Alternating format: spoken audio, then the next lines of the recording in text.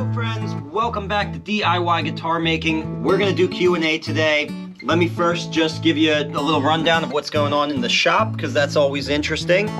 And my shop looks like a tornado hit it right now. There's all kinds of stuff on the bench here because I have multiple projects going on at once.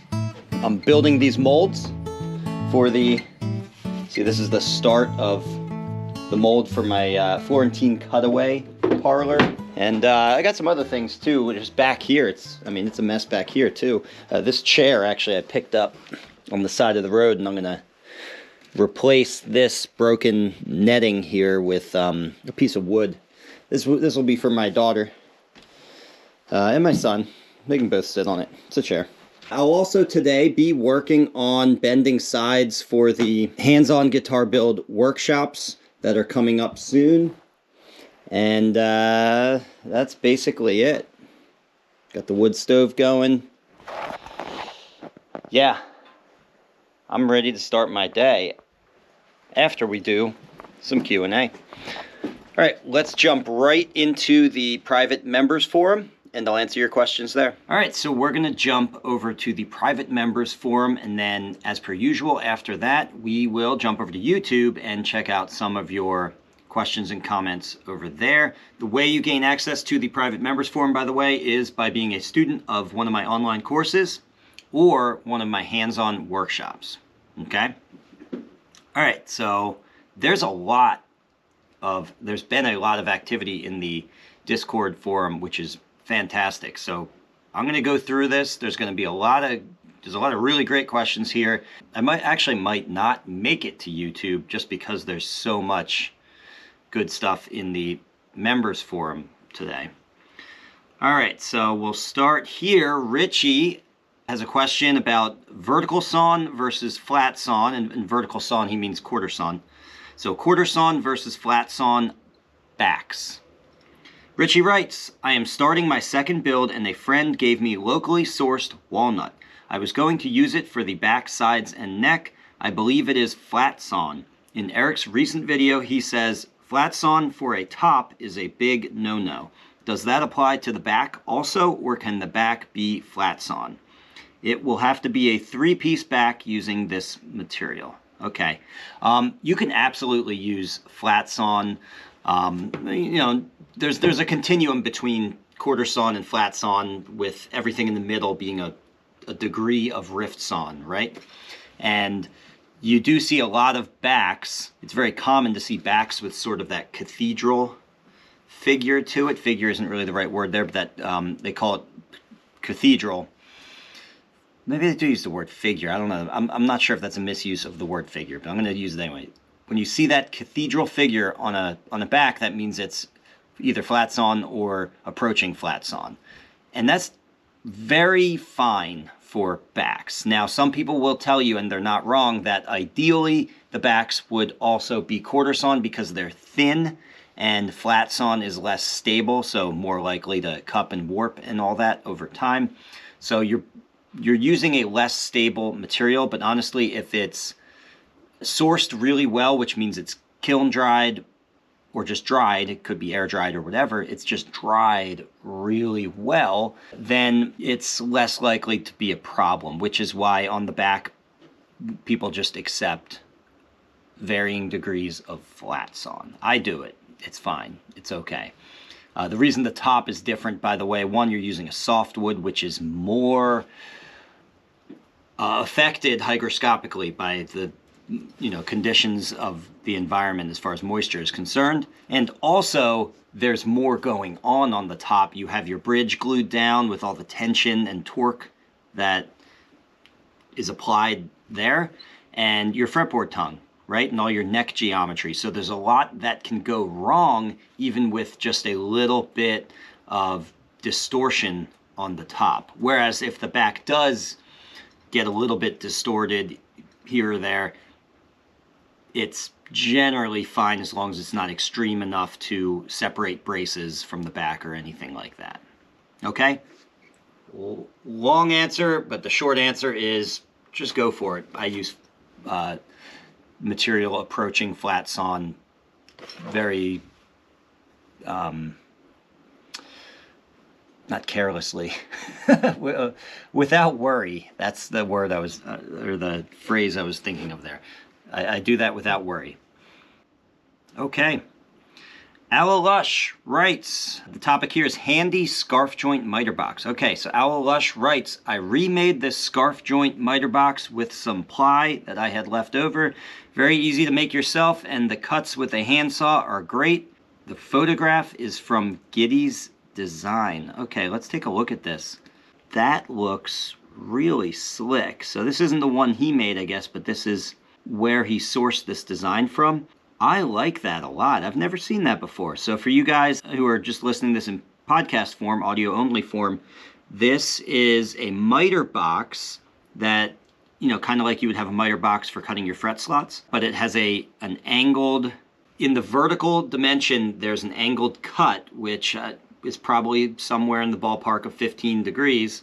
And you can just place a handsaw on that, slide your neck into the box, and make your cut there. But it looks like the design here is really well thought out.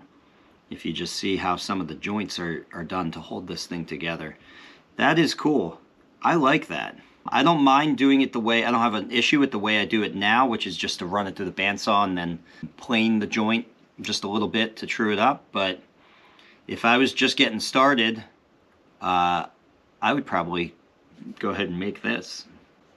Very cool. Definitely going to share that. That is cool. I like that. Thank you, Lush. Just realized this is in a jig sub form. My apology. Oh, that's fine, Lush. That's fine. So yeah, you put this in the wrong part of the Discord forum. That's okay. I'll let it slide. All right, so Larry Kuhn has a question about white-ish bindings.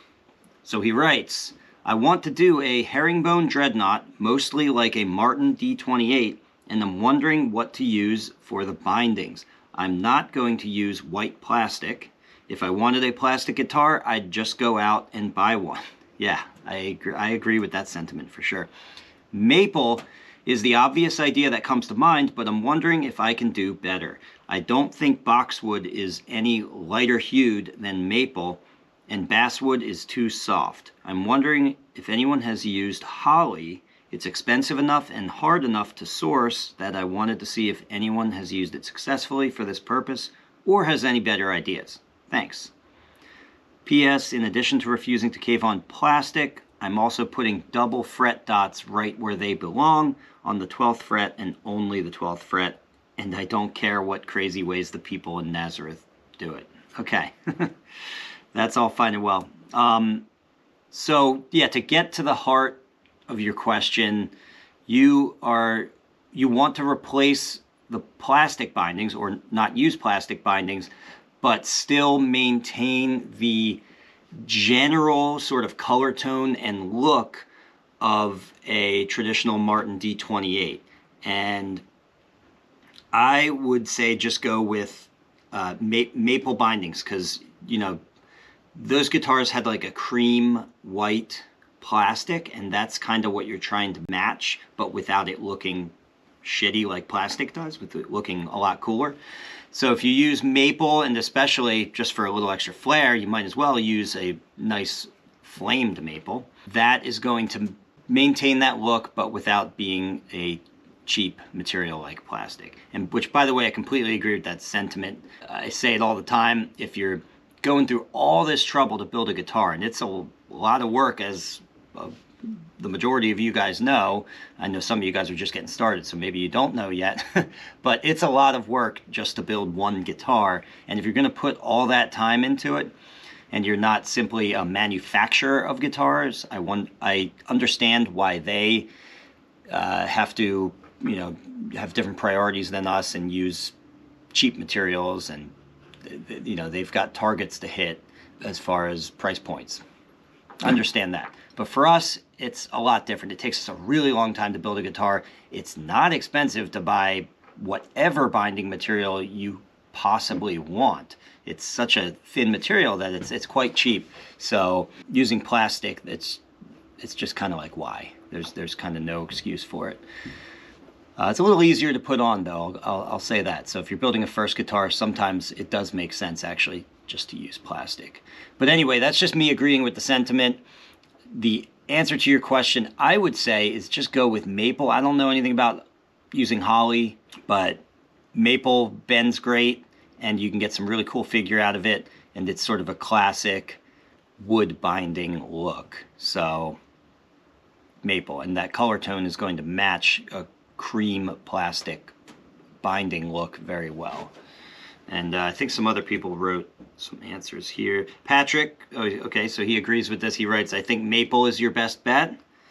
And Lamar's Guitars also writes, hard to beat the look of maple binding.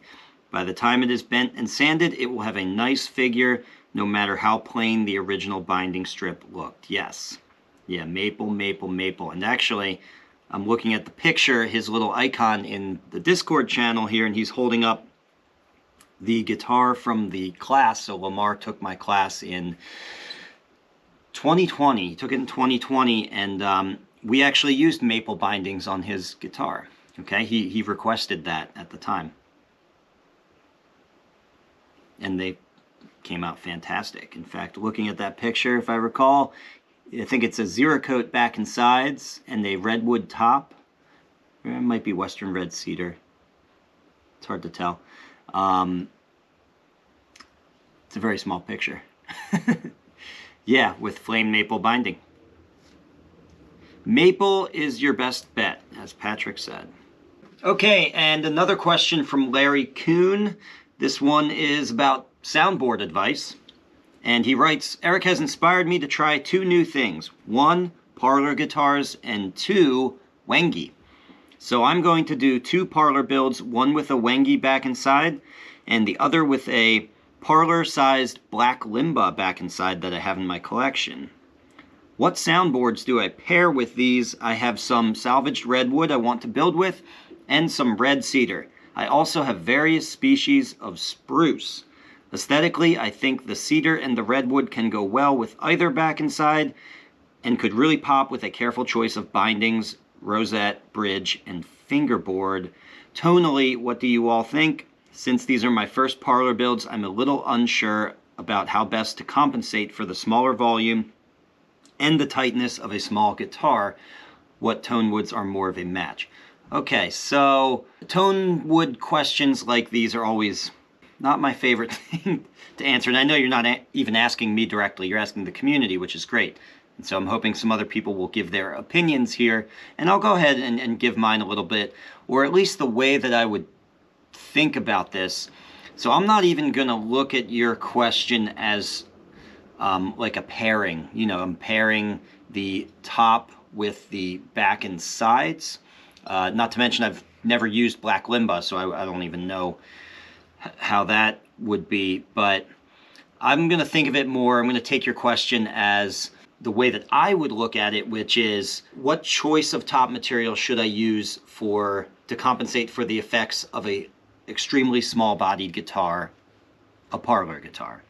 Because that's the more important relevant factor here, is you don't want to do anything that exacerbates the brightness, which is already inherently there with a small bodied guitar like that. So, you know, for an extreme example, you wouldn't want to use a mahogany top. You know, you can use mahogany tops on orchestra model size instruments and dreadnoughts and things like that. But on a very small bodied guitar, I mean, I don't think it would make it an unplayable, unenjoyable instrument, but it would certainly add in a noticeable way to the brightness of a small bodied guitar by using something like mahogany, which you're not asking about anyway, which is very good. But what I would do, so just going gut level here on a small bodied guitar like that, and actually this is what I did for my 2 Parlor guitars. I went with the Western red cedar. I didn't overthink it either. Like I'm not even sure if that is the best choice, but my gut from using all 3 of these woods that you mentioned, which are Western red cedar, redwood, and various spruces. The spruce, I think, has a shorter envelope of attack. So that's why people talk about especially Adirondack spruce, they talk about driving the top. You know, bluegrass players who really like to drive the top, meaning punch those notes out, tend to like things like Adirondack spruce, which I believe the way of understanding that is because it has a shorter envelope of attack. And so you want something that's the opposite of that. And I think the Western red cedar, in my experience, tends to resonate a little bit longer at those lower frequencies, I think. Anyway, I don't want to go too far into that. I don't want to get any deeper into that, except to say that I would just go, my gut tells me Western red cedar. Okay, but you can't go wrong with any of those choices you mentioned. I would just try them out, and hey, if your gut says spruce, then go with the spruce. It's not going to, especially if you're tap tuning your tops. Now, I know I said I wasn't going to go any deeper into this, but now I am. If you're tap tuning your tops and even your backs, because when you do the bracing on your backs, you can carve and tap, just like you do on the tops, in a somewhat similar way, maybe a little bit differently. But if you're doing that anyway, and you're not just putting pre-shaped braces onto your tops and your backs, then if you're listening well enough, you're going to build your top and your back essentially the same, regardless of what material you use for it, right? So if you start out with a spruce top and you put your bracing on there and you carve it and you tap all the way until the top is responding in the way that you like, and then you build a second guitar with a Western red cedar top and you carve and you tap until it basically is similar to that first spruce one you did, then it's kind of like you started at two different points, but you arrived at the same place. That's the way I sometimes look at it. So a lot of this like pairing mentality comes from the manufacturing world, and it's not inherently wrong, the pairing mentality. It's just that it matters far less, and to some degree it doesn't matter at all, in the boutique world where you're actually voicing your materials, your tops, and maybe your backs. Not everyone voices the backs, really. Okay. Take all that with a grain of salt. Fun to talk about, but it's the kind of stuff where there's no right answer there. We can get into it all day, but in the end it becomes very, you almost end up talking about semantics, and also it just becomes very subjective too. So there's that. Next question. All right. We got Richie. Again, Richie writes, I am getting back to my first build, Parlor guitar. Man, so many Parlor. I love this. I love this. Ever since I started doing the Parlor stuff, a lot of you guys have taken up Parlors as well. But also, I will say, I started doing the Parlor guitar because there's been a little bit of a, it seems like there's been a resurgence of interest in building those size instruments. So a part of why you guys are, I'm seeing this more too, is just that same trend continuing upward. I am getting back to my first build, Parlor guitar plan from LMI after knee surgery and rehab. I am coming down to the wire, literally preparing to install the fret wire. Ah, see what you did there.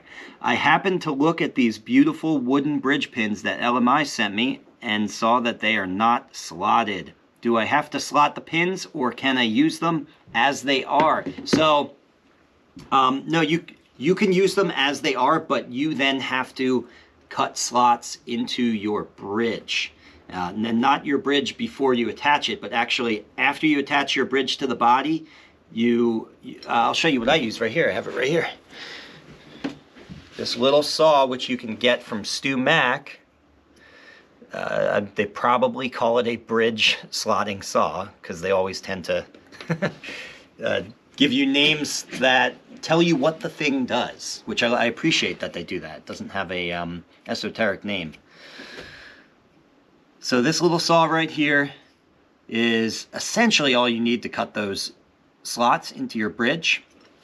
And then you can use unslotted bridge pins. And actually, that is the better way to go. Slotted bridge pins are a bit of a hack to save time.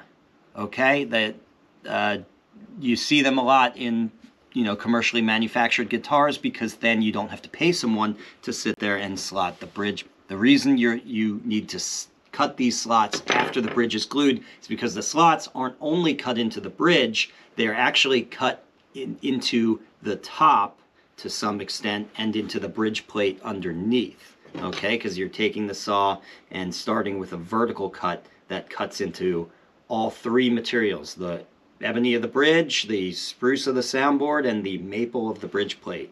And then you turn your saw at an angle as you're cutting towards the end to make your slot into a little bit of a ramp at the top, because that ramp is going to sync up with the angle of the string exiting the bridge pin hole. And you can also get, you don't have to get these. Where are they? I thought they'd be right here, but they're not. You can also get these little files to smooth out your slots that you cut into the bridge. And you don't need them. You can just leave your slots kind of rough, but it's a little bit nicer, as you'll see if you do get those files, because it cleans up the look of those slots. The whole thing is smoother. But yeah, you can still use those bridge pins, but you can't use them without, I wouldn't use them without getting this tool. Okay, you'll notice that when you tune things up, the bridge pins will just pop right out. They don't have the space in there. In response, Patrick writes, if you cut slots in the bridge pin holes, you can use unslotted pins. Exactly. So we were talking about. David Schiff writes, in fact, I always use unslotted pins and slot the pinholes. Stu Mac, I think, sells a special little jab saw for this, but I embedded a saber saw blade into a little wooden handle and it works great. Okay, yeah, that, I mean, that is basically what Stu Mac is selling. It seems like Stu Mac has done exactly what he's talking about, but then they put a price on it and brought it to market.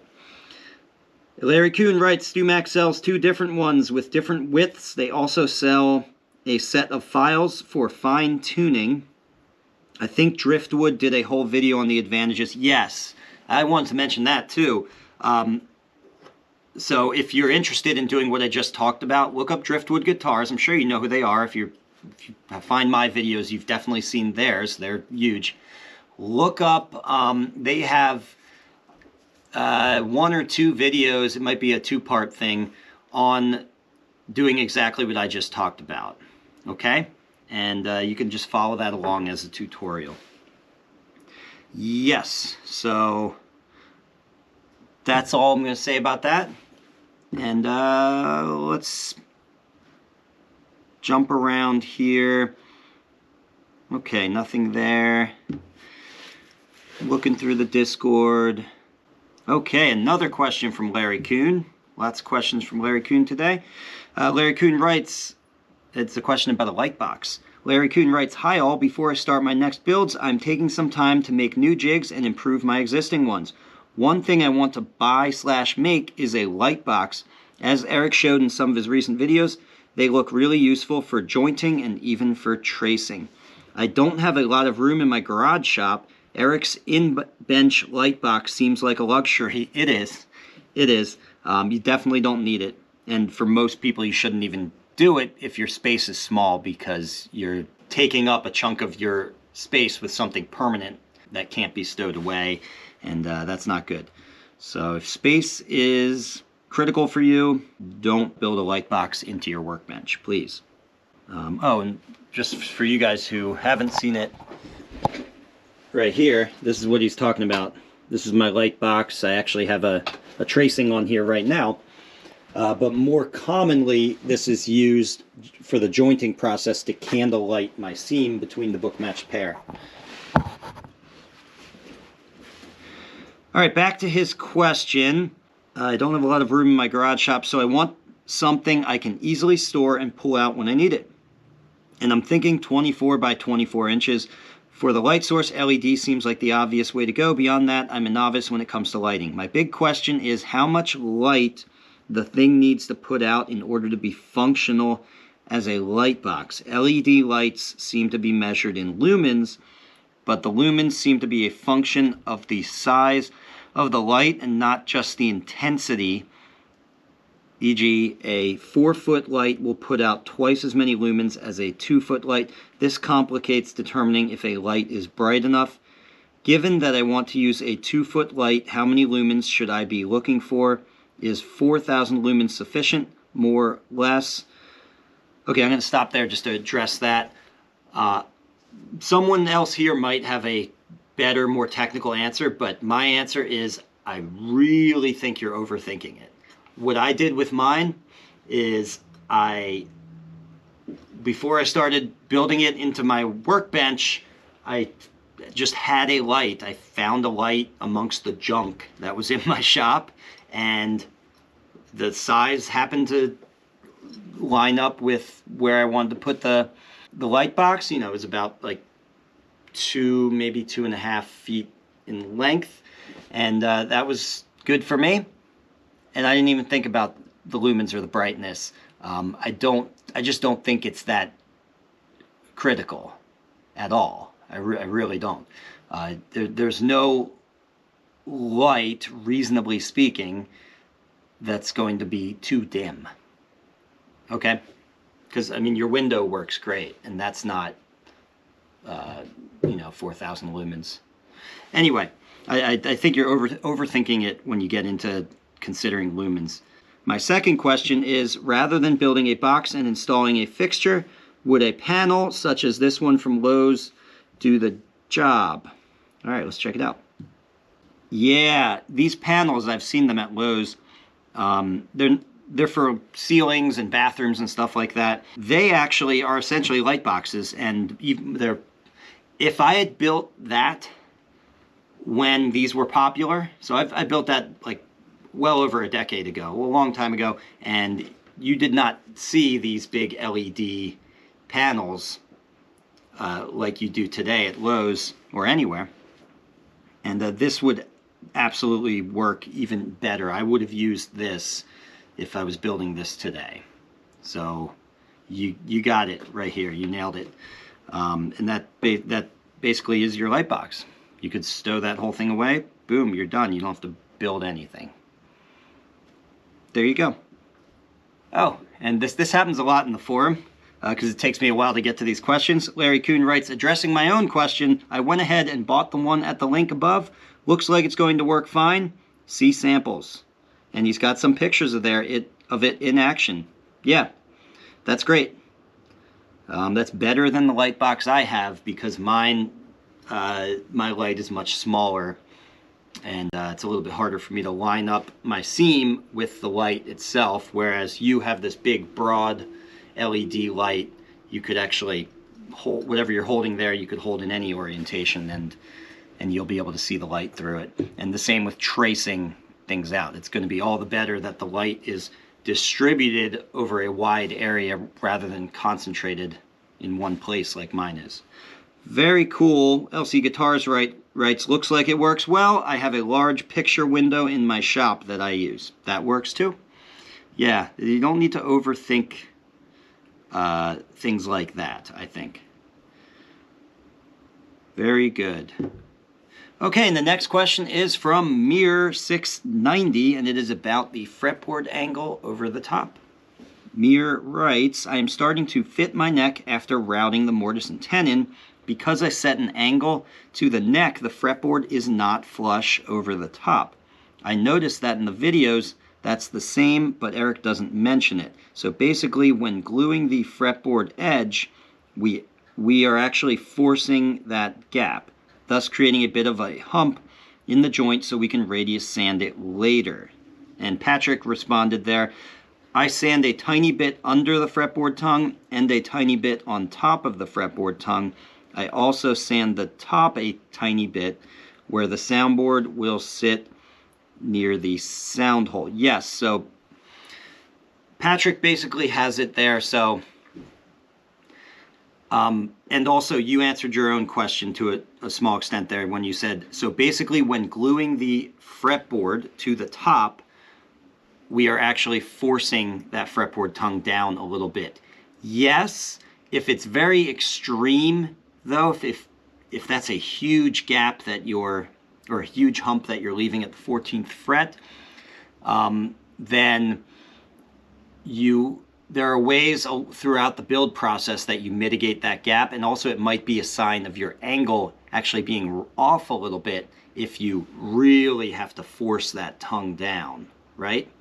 But yes, to some extent, that's why I advocate for radius sanding your fretboard after it's attached, because that gives you a lot of leeway as far as eliminating that 14th fret hump that you get from getting your neck angle and then gluing the fretboard tongue down.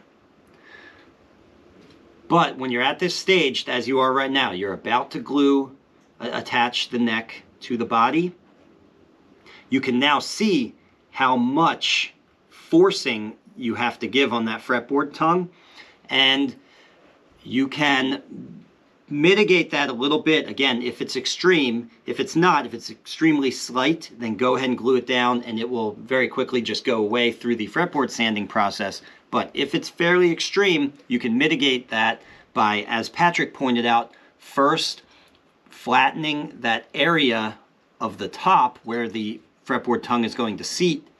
Flatten that area, or not flatten, that's not the right word, but true it up to the fretboard. So essentially set an angle into it, take a little bit off the sound hole side with a well set block plane. Now if your plane skills aren't up to par, maybe your sharpening skills aren't quite there, that you think your plane is just going to tear up the soundboard, maybe don't use a plane here. But what I like to do is use a plane, have it set up well, set up to take very fine shavings, and don't set it up coarse, and cut yourself in a little pad at the top of where the fretboard would seat, and then take a sanding block, here I'll show you, like this, about this size, and continue to flatten that area with a little bit of sanding. And essentially what you're doing is you're putting the angle that the neck is extrapolating out over the top. You are, to a small extent, putting that angle into the soundboard. And then you'll notice after you do that, when you go to clamp down your fretboard tongue, it will have less travel down to meet the soundboard. You're not trying to eliminate it 100%, because getting rid of it 100%, you're very likely to overly thin your top then. I'm always cautious that students will take this too far. Okay, and Russ G has a question about back reinforcing strips. Hi everyone, I'm having difficulty finding back bracing strips like LMI used to sell. So he's talking about the backstrip, which is the cross grain. It's kind of like a ply, an alternating ply of grain that runs across the center seam, the seam of your book match on your back. And yeah, the one that runs down the back joint with the grain running across the width rather than lengthwise, he writes. Any suggestions?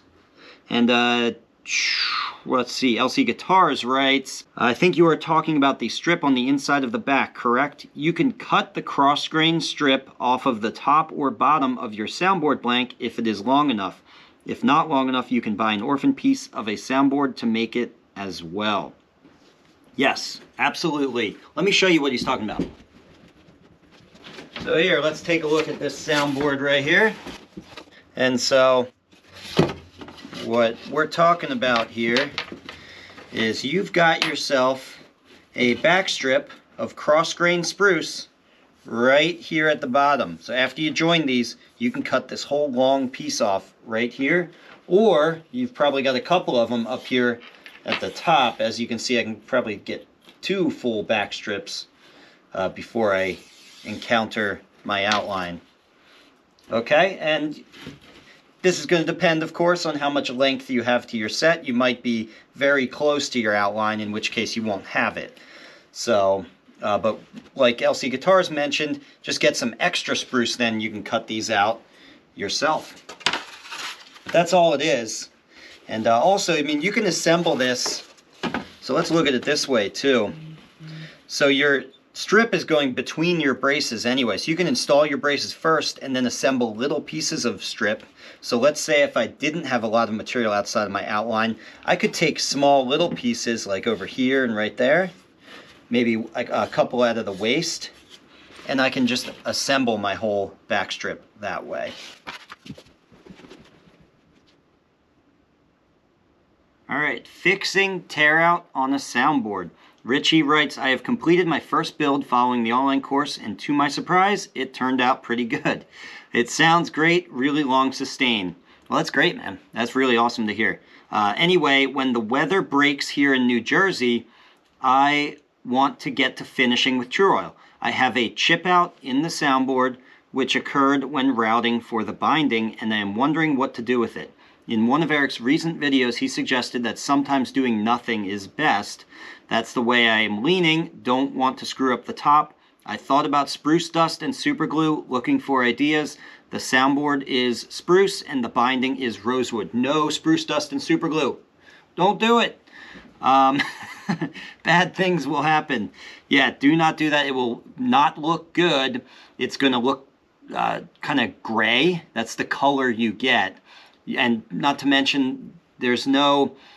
So on a light colored wood like spruce, if you use dust filler, if you fill it with dust, it's going to be very obvious because the grain lines of the spruce are very obvious on the part of it that's not damaged, and you very much so will notice the difference between the damaged area and the undamaged area because the grain does not continue into it. On dark woods, you can get away with it because the color of the grain, the bands of dark grain lines and the wood in between it are both dark, and so there's like this obscuring effect, so you can get away with it a little bit more. Light colored woods, nope, you can't get away with it at all. So you got to be very careful with your fills, whatever you use for it. So yeah, no dust and super glue or dust and any glue. I would not consider that. I like that he mentioned what I said before. That definitely rings true. If it's small enough and it doesn't bother you that much, and you know where you're at experience-wise, like maybe you're just not super confident in your ability to execute that repair, then leaving it alone is probably a good idea. Now, you could say the good way to learn to execute those repairs is just to do it.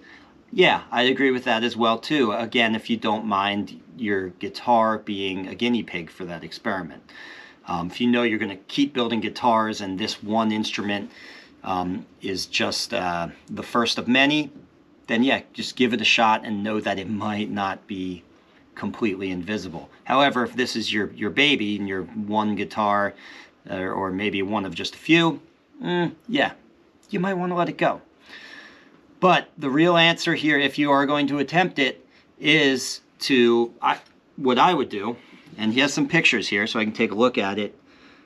Yeah, and that's a fairly good size. What I would do there is take a piece of spruce from your build. I'm sure you have some scraps, like the sound hole cutout is a good piece.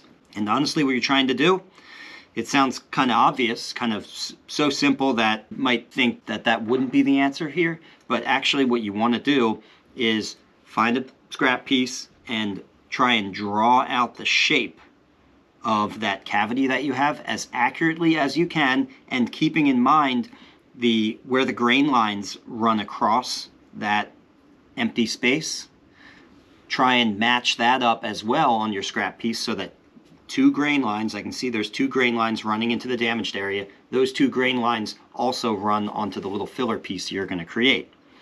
Draw that out, cut it out very carefully and accurately. It's not going to be perfect because this is freehand, but you're trying to get it as close as you can with a jeweler's saw. So essentially in the same way that you would cut out inlays, you're going to cut this out like an inlay, because essentially it is an inlay. and then test fit it. It's probably going to be a little bit oversized, and you're going to carefully, with a very small needle file, and you can hold it in a nut slotting vise or something, a nice small vise like that. If you don't have that, you can hold it with a set of pliers, and you're just going to very carefully shape that until it slips right in. And I would glue that in once it just carefully goes in. I would glue that in with Titebond and not with super glue, because the other reason why I don't want you to use super glue and dust, like you mentioned before, is because the super glue is going to stain the spruce pretty deeply, often to the point where you can't even sand out that stain. It's a common thing with CA glue and spruce, is that it leaves a good stain on there. You can get away with it sometimes if you're very careful. In this case though, because you're gluing sort of into the end grain of the damaged area, that glue is very likely through capillary action to travel up into the end grain and be made worse, the look of it. Anyway, that's the way I would approach that fill right there. There's a picture of the damaged area that Richie left up here, which I'll throw up on the screen so you guys can see what I was talking about there. LC Guitars writes, no matter what, it will be visible, but it does need to be filled with something to level it off. Maybe a light brown CA glue. I don't think so. But, you know, different opinions are fine. It's so small, it will blend into the binding pretty well. Yeah, and he's right about the, you know, you can do things and it will be pretty good. Now, he said something about leveling it off. I don't think it's necessary to, you know, I have guitars with little divots in them that I decided, okay, I'm not even going to deal with that. I'm just going to leave that in there and call it character. And I just let the finish sink into it, let the chips fall as they may, so to speak. And that's not a problem. It doesn't have to be perfectly level. I'm not going to like slather pour filler into it or anything like that. So I just let the finish sink down into it. Okay. But yeah, I would not use CA glue there. But if you did want to, like he's saying, the light brown CA glue, if you just wanted a quick fix and you really wanted it to be level but didn't really mind it looking kind of obvious, yeah, you could do the light brown CA glue for a quick fix.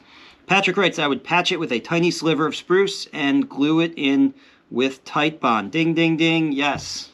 I like that answer. CA glue will leave a dark line around the patch. You might not even need it, glue it. I don't know what that last part. You might not even need it, glue it. I don't know. Oh, you might not even need to glue it. I know what he's saying. The little sliver, you could just kind of press it in there. I would rather have Titebond on it though, to know that it's in there. Lamar's Guitars writes, second Patrick's suggestion, with knife or scissors, whittle off several slivers of spruce. You'll eventually get one that is a pretty close match. Fine tune as necessary, Titebond, and it'll be pretty darn good. Sand from spruce toward edge, so any dust filling minor crevices are spruce and not rosewood. Yes, very good, Lamar. Yes, that I would like to add that too, what he said there about when you sand it at the end, you do want to be careful because you're right on the edge of well, I think you had ebony bindings there, not rosewood. You're right on the edge of that dark ebony, and when you first stick your sliver in there with the not yet cured glue, the still moist and wet glue, you don't want to then with a sanding block pull those little black dust particles from the ebony binding into the Titebond and accidentally mix it in with it. Then you'll end up with a more obvious witness line all around the fill. So that's just something else to be wary of. And this is the kind of thing, as I said before, and as these other guys were chiming in about, it really is the kind of thing where it's not going to be perfect. It can be very good, but it's not going to be perfect, and so it becomes the kind of thing where you try and do the best you can, but you also take it as a, okay, how do I make sure the next time this doesn't happen? again. All right? That's always how you approach the top with the darker woods. I mean, little chip outs and stuff, you can make those totally invisible very easily. Spruce is tough, man. It's tough. So you learn ways to just make sure that it doesn't happen again. You learn to respect the spruce. Okay, and Ronald Vermeer is commenting on a thread that is in the forum on lint in your finish. And we talked about this in, I think, the last Q&A, where I mentioned a whole bunch of suppliers, a couple suppliers, not a whole bunch, where you can actually buy French polishing cloth. So instead of sourcing your own lint-free rags and not really knowing if they're truly lint-free or not, there are places where you can buy, I believe it's called trace cloth or just French polishing cloth, and those are very much truly lint-free in my experience. So sometimes it does make sense to just buy that cloth and not have to worry about it. And Ronald gives us another source for it in mainland Europe, which is nice for a lot of you guys out there who live in mainland Europe. Ronald writes, for those that live in Europe, you can get lint-free cloth from suppliers that supply materials for French polishing. As I live in the Netherlands, I buy the cloth at, and he has the link right here, I'll put it up on the screen, but it's politoeren.com, politoeren.com. All right, so for you guys living in the Netherlands or just in mainland Europe, there you go. There's another place that you can get lint-free cloth from and not have to worry about sourcing it yourself. Okay, Lamar's Guitars has a question here. He writes, or a comment, I guess. He writes, Eric, 2 things.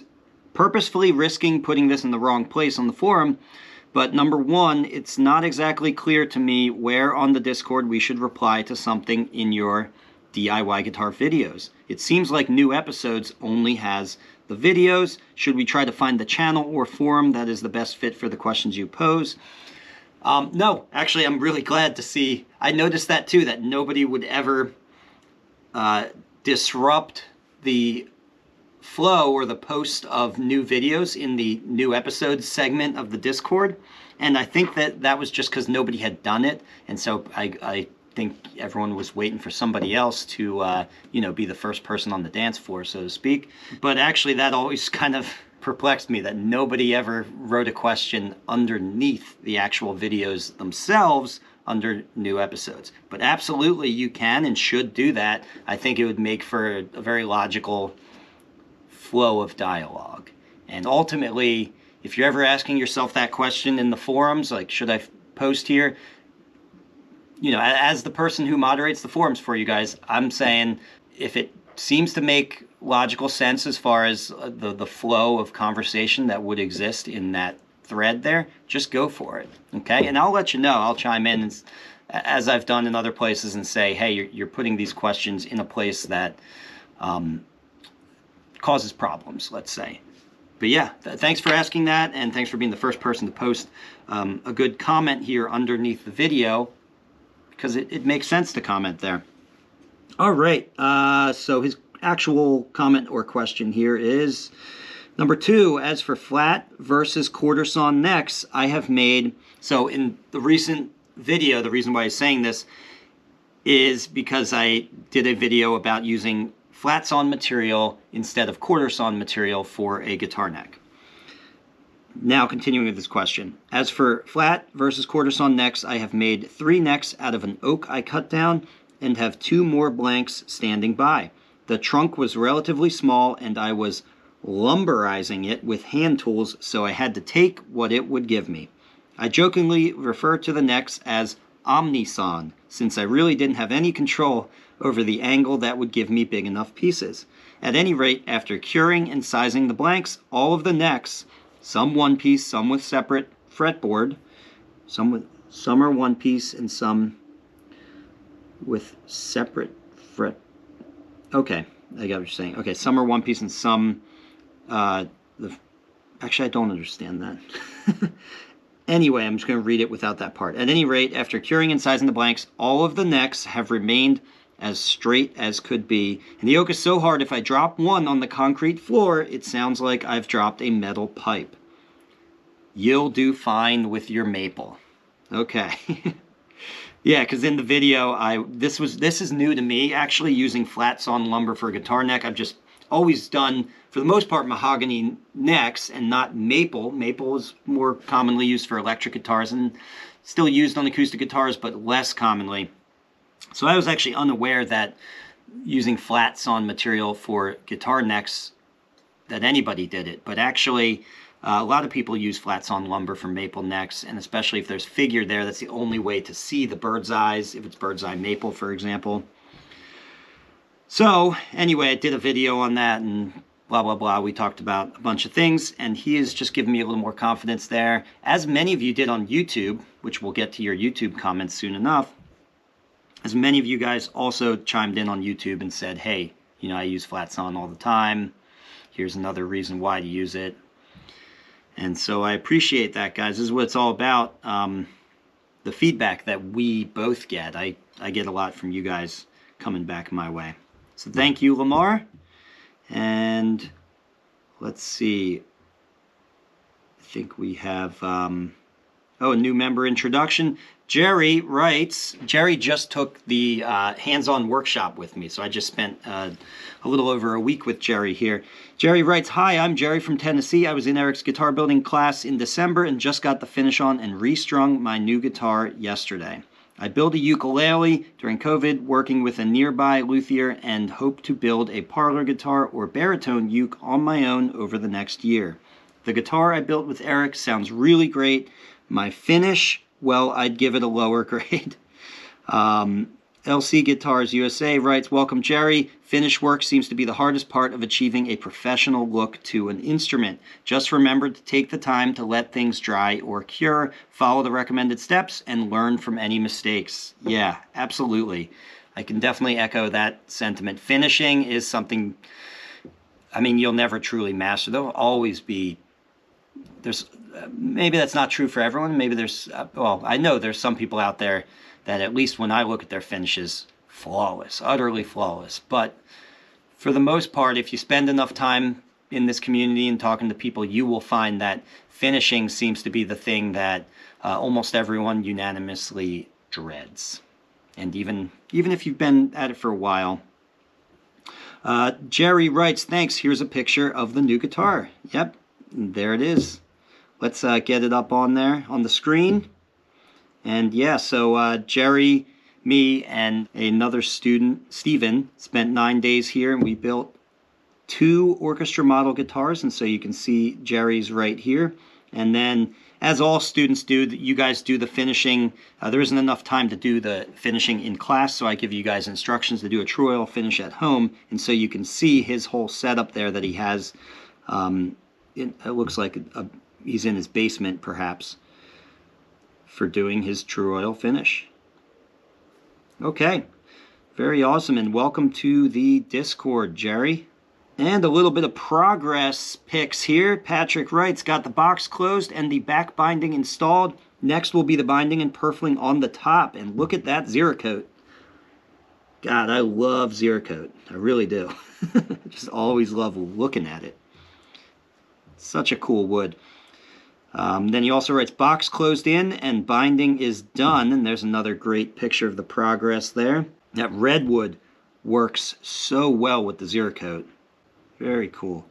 Another one from Patrick. Frets in, fretboard glued, threaded inserts in, neck block drilled. Almost time to start shaping the neck. And then LC Guitars. I did a bit of bracing today, and he's got some pictures of the process there. Okay, there's the X brace and the rest of the braces, and then the back looks like a 3-piece back, or just, you know, a 2-piece back with a prominent back stripe. And I'm not sure what wood you used there. I'd be interested to know. So that's looking great. Patrick writes, this one's coming along nicely. And he went with a maple back plate, or back plate on the headstock and a maple bridge. LC Guitars, I got the body of the Dreadnought glued up today, tomorrow for the OM. Man, you guys are getting a lot done. You guys are working way faster than I am right now. It's making me feel bad. But these look great. These look great. Very cool. Alright, so that's all we got for the shared progress. Let's see if we have enough time. Let's jump over to YouTube real quick and we'll go through a couple comments in here. Okay, Kerwee writes, I've always believed one of the reasons for acoustics having quarter sawn necks is historical and dates from when nobody did scarf joints and stacked heels. On a one-piece neck, you undoubtedly need quarter sawn. With a good truss rod and three-piece construction, I've always thought that you have much more flexibility. That's a really good point, actually. I didn't think of it that way. And I think you are right, actually. A one-piece neck, for sure. So, with a one-piece neck, the headstock is always a liability, even if it's quarter sawn, but it's definitely more of a liability if it's flat sawn, because you are dependent on any one of those single grain lines in the flat sawn orientation going along that angled headstock, in which case you have very short grain. So you have a combination of short grain and the fact that you're even that all of that tension is resting on a single grain line at any point, and that can just snap. But at least in the quarter sawn direction, even though the grain is short along that angled headstock, at the very least, you have several grain lines across the width, so you get more support. That's a very good point that I hadn't thought of there. So thank you for adding that. And I think you might be onto something, that historical comment there. It might have to do with just how people used to make guitars. And Blaze Piano Guitars writes, hey, nice chickens. I showed you guys my my chicken coop a little bit in the recent videos. So yeah, I've raised chickens here, and that's a little side hobby of mine. And so I got chickens at the shop. And he writes, yes, I had problems with seasonal humidity swings with the flat sawn expanding a few thousandths unevenly and kind of ruined it. It was okay in summer, but not in winter. Instability, and it's now junk on the wall. Ooh, yeah, that's unfortunate. So yeah, he's commenting on that same video about flat sawn lumber. And a couple other people, actually the next person addresses this in a way, unwittingly. He wasn't responding to this guy, but he kind of addresses that comment because he says, with well-aged lumber, it doesn't make any difference unless you're going for figure. A large item, tables, panels, etc., you want quartered material if possible. So yeah, with well-aged lumber, and that was one thing I was mentioning in the video, is that from what I understand, again, because I haven't worked with flat sawn material for guitar necks in particular, but just knowing that this rings true for a lot of other ways that you would use flat sawn lumber is it really becomes more of a liability if you're at all questioning how dry the material is. If it's been aged well, it shouldn't be an issue. And so that might be what happened with Blaze Piano Guitars. But I'm sure that's enough of, when something like that happens, that's enough to sour you on the whole experience of using flat sawn lumber, and you might forever be a quarter sawn guy then at that point. Okay, Short writes, Keith Short, it should be very pretty. Mahogany is a more stable wood, but maple is harder and less prone to breaking. Your guitar will live in a climate-controlled environment mostly, so it will be fine. The finished patina on the neck will be lovely. Your Shinto rasp will get a workout carving the neck. Yeah, definitely carving hard maple. My first ukulele build used some hard maple for the neck, and though not figured, it is a beauty. Yeah. Which, if you guys haven't seen the video that I did that they're referencing here, that is the reason primarily, or I guess totally, for using flat sawn maple for guitar necks, is for the beauty of it, to get that figure to show, because in the quarter sawn direction you won't get it. And Robin Lee Braun writes, if you have a truss rod, it probably won't matter. For a classical guitar with no truss rod, I think you should turn it and laminate the neck. In 5 years, the owner will thank you. Yes, I would agree with that. Jonah Guitar Guy, Eric, the maple is plenty strong enough in the flat sawn orientation, and like you said there, the figure or curl shows better in the flat sawn way. I still will cut billets to vertical grain orientation and glue them up that way just for GP. GP. I don't know what he means by GP. I hate when people use acronyms and I don't know what they mean. I'm sure if I thought about that long enough, you guys are probably shouting at the screen right now if you know what he means by GP. You will find carving hard maple is much more challenging than carving mahogany. Just finishing up a 12-fret mahogany neck carve right after a maple telly neck, huge difference. I will add to look out for what I call slash grain. The grain, whether flat or vertical / quarter sawn, needs to run straight through the board. I had a fender neck that was like rubber, and the grain had extreme run out top to bottom. Okay, excellent. GP. I don't know. You guys tell me. Or Jonah Guitar Guy, what did you mean by GP? Now I won't be able to sleep tonight.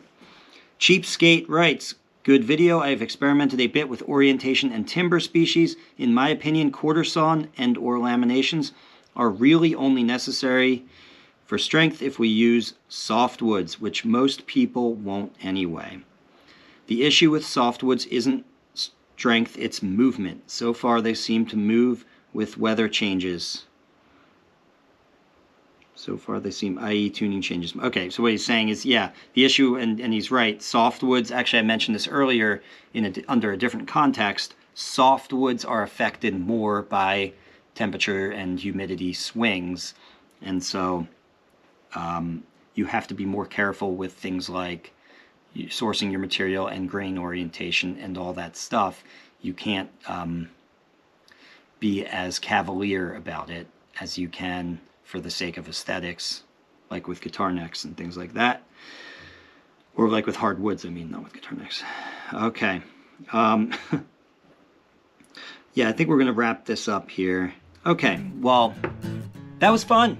Thank you, guys. Let's do it again sometime. Keep the comments coming. I'll see you guys in the next one. Bye for now. Oh, lastly, I just want to add that I will be at the Best Guitar Show. It's called The Best Guitar Show. We'll see if it actually is the Best Guitar Show. I've never been there before, but it's called The Best Guitar Show in Altoona, Pennsylvania on February 25th. So if you're in the area, or even if you're not in the area and you don't mind traveling, come check it out. There'll be tons of vendors there with guitars to check out. It's more of a vintage swap meet kind of guitar show. It's not like the Woodstock show that I talked about in other videos. That's more of a boutique acoustic guitar show. So if that's your thing, looking for really great deals on, I don't know, vintage Martins and stuff like that, it's going to be a great show for you. But then also myself, and also actually LC Guitars is the person who turned me on to this show. LC Guitars in the forums, we heard several comments from him just today in this Q&A. He'll be there as well. We'll both have booths, probably right next to each other, so you can come and basically network, right? Talk to some of these people who you talk to only in the forums, and actually we can talk face to face, which would be pretty cool. So that's the Best Guitar Show, and it's in Altoona, Pennsylvania on February 25th. I hope you come out. Okay, bye guys. If you learned something here, please give this video a like and subscribe so you can be notified when I release a new DIY guitar making video. And if you want to really learn more, take one of my structured online courses at ericschaferguitars.com or register for a hands-on guitar building workshop here with me in Burnville, Pennsylvania.